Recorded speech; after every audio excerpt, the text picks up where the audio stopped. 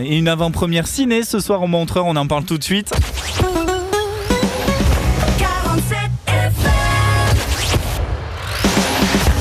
On en parlait dans votre agenda tout à l'heure à 6h15. François Ruffin est notre invité pour présenter Merci Patron ce soir au Montreur. Bonjour François. Bonjour. Merci de répondre à notre invitation. Documentaire projeté en avant-première ce soir. Vous y serez au Montreur. L'histoire de Jocelyne et Serge Clure. Est-ce que vous pouvez, pour les auditeurs, revenir sur l'origine de ce projet ? On a d'un côté un couple d'ouvriers du Nord qui travaillait pour le premier groupe de luxe au monde, LVMH, qui se retrouvent licenciés et vraiment au bord de la misère et au bord de perdre leur maison. Et d'un autre côté, on a l'homme le plus riche de France, Bernard Arnault. Et toute la question, c'est de savoir si on va parvenir à faire une forme de chantage auprès de Bernard Arnault et à sauver, entre autres, la maison des Clure, quoi. Donc il y a c'est un thriller social sous forme de comédie aussi. Donc c'est un documentaire, mais c'est une comédie documentaire. Oui, il y a du suspense, de l'émotion et de la franche rigolade, vous le disiez François. Ma question était différente. Alors là, c'est l'histoire du documentaire, c'est une chose, merci de nous le rappeler, mais vous, en tant que réalisateur, comment vous avez rencontré Jocelyne et Serge Clure et l'envie de faire ce documentaire sur ce sujet de société ?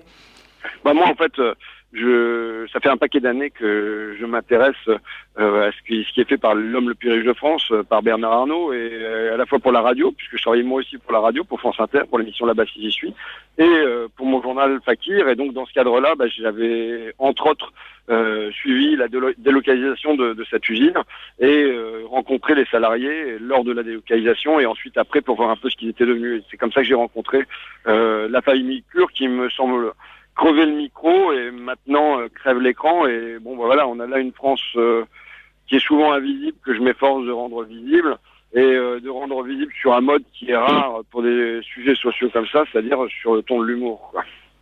Quel retour vous avez eu, les premiers retours sur les premières projections de ce documentaire ? C'est pas à moi de le dire parce que c'est de la fausse modestie, mais je pense qu'il y a un très grand enthousiasme de voir qu'un sujet aussi grave, et moi je suis quand même animé aussi par la colère, mais peut être traité comme ça, et il y a une grosse libération de pouvoir rire de ces sujets et de pouvoir se moquer des oligarques, des gens qui... Bernard Arnault, l'an dernier, a vu sa fortune augmenter de 9,27 milliards d'euros. Donc on se rend plus compte ce que c'est tellement il y a de zéro, faut le convertir.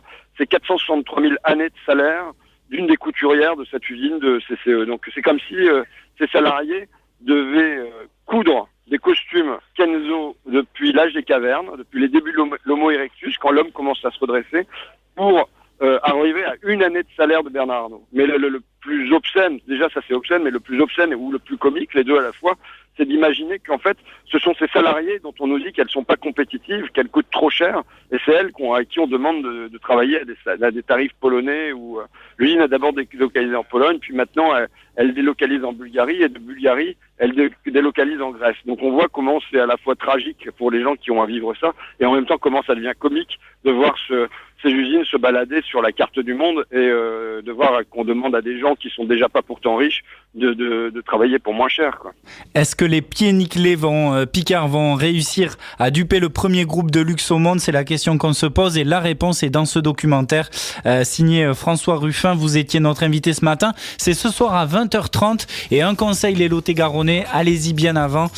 C'est à 5 €, à 8 € le tarif, direction lesmontreursd'images.com pour tout savoir. Merci beaucoup François en tout cas d'avoir répondu à notre invitation. Merci à vous, bonne journée, à tout à l'heure alors. Et puis 05 53 77 11 11 pour gagner vos invites. Vous m'appelez maintenant, 2 invites par appel pour cette séance de 20h30. Donc merci patron, signé François Ruffin pour cette avant-première exceptionnelle au cinéma Studio Ferry, les Montreurs d'Images, place du Pin ici à Agen avec 47 FM.